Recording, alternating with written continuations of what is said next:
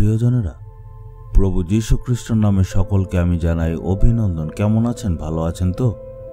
প্রভু যীশু খ্রিস্ট আমাদের সকলকে অনেক প্রেম করেন, আর শুধু আমাদের না, পুরো দেশটাকেই প্রেম করেন। এই দেশটা কত সুন্দর। আমাদের সদাপ্রভু এই মালয়েশিয়ার দেশের জাগরণের জন্য আমাকে প্রার্থনা করতে প্রেরণা দিয়েছেন, আর এই কাজের জন্য আমরা ৩৫ জন ভারত থেকে এইখানে এসেছি।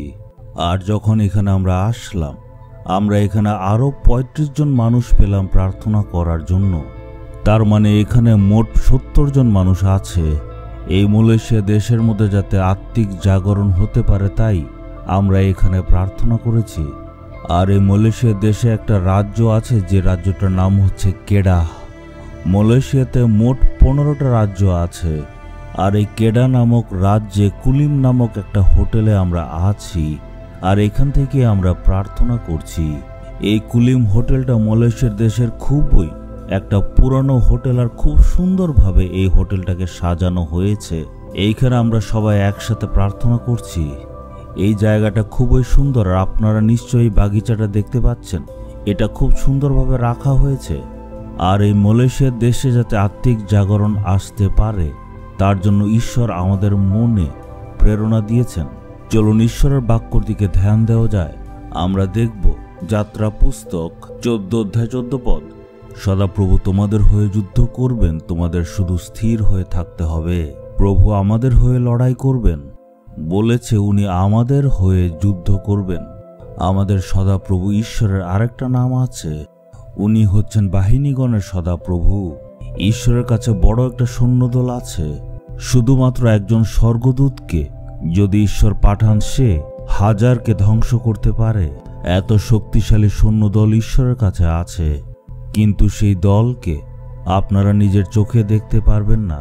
এই স্বর্গদূতদের চোখে দেখা যায় না, কিন্তু তারা ঈশ্বরের সব আদেশ পালন করে।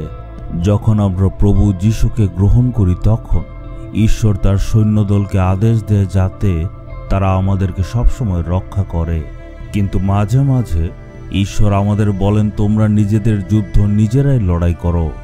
আবার অনেক সময় ঈশ্বর বলেন, এই যুদ্ধ তোমার নিজের লড়তে হবে না, এটা আমার যুদ্ধ, আমি লড়াই করব, তুমি চুপচাপ দেখো। তার মানে ঈশ্বর বলছেন, এই যুদ্ধ তোমার না, এটা আমার, তুমি চুপচাপ দেখো। এই ক্ষেত্রে ঈশ্বর ইসরায়েলিদেরকে এই কথা বলছেন, কারণ ইসরায়েলের মানুষরা মাত্র মিশর দেশ থেকে, দাসত্ব থেকে ফিরেছে, তারা যুদ্ধ পারে না। কিন্তু মিশর দেশ থেকে যে সৈনিকরা এসছে, তাদের হাতে বড় বড় অস্ত্র ছিল। ঈশ্বর বলছেন, এখন পর্যন্ত তো তোমরা কখনো যুদ্ধ করনি, তাই তোমরা শুধু চুপচাপ দেখো, আমি তোমাদের হয়ে যুদ্ধ করব, তোমাদের বিজয়ী করব। ঈশ্বর বলছেন, তোমরা চুপচাপ শুধু দেখো। অনেক সময় দেখা যায় যে আমাদের শত্রুরা আমাদের থেকে অনেক বেশি শক্তিশালী, আর এই জন্য আমরা তাদের সম্মুখীন হতে পারি না। আমরা ভাবি, এখন আমরা কি যে করি। আজকে হয়তো আপনার পরিস্থিতি এমনই, ভবিষ্যতে কি করবেন বুঝতে পারছেন না। এই সমস্যা থেকে কিভাবে বের হবেন, আজকে হয়তো আপনারও এমনই পরিস্থিতি, ভবিষ্যৎ ঠিক নেই। আজকে ঈশ্বর আপনাকে বলছেন, হে আমার ছেলে আর আমার মেয়ে, তুমি হয়তো কিছুই জানো না, এই জন্য তুমি স্থির হয়ে দেখো, আমি যুদ্ধ করব। ঈশ্বরের যে যুদ্ধ, সেটা খুবই ভয়ঙ্কর। সেই মিশরের সৈন্যদের ঈশ্বর মাঝ সমুদ্রের মধ্যে ডুবিয়ে দিলেন। সেই ইসরায়েলের শত্রুদের ঈশ্বর সম্পূর্ণভাবে ধ্বংস করলেন। আর এটা হচ্ছে ঈশ্বর কিভাবে যুদ্ধ করেন, এটার একটা ধরন। আর ঈশ্বর তাদেরকে প্রতিজ্ঞা করেছেন, এই শত্রুদের তোমরা আর কখনো দেখবে না। আর উনি যেটা বলেছেন সেটা উনি করে দেখিয়েছেন।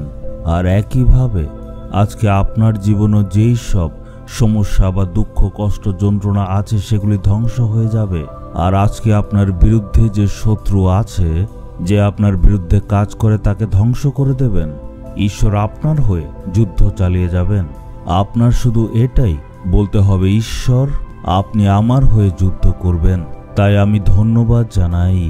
নিজের বুকের উপর হাত রেখে বলুন, হে ঈশ্বর, আপনি আমাদের হয়ে যুদ্ধ করেন। তাই আমাদের জীবনের দুঃখ, কষ্ট, যন্ত্রণা দেখে কখনো নিরাশ হব না। প্রভু যিশুর নামে আমেন, আমেন।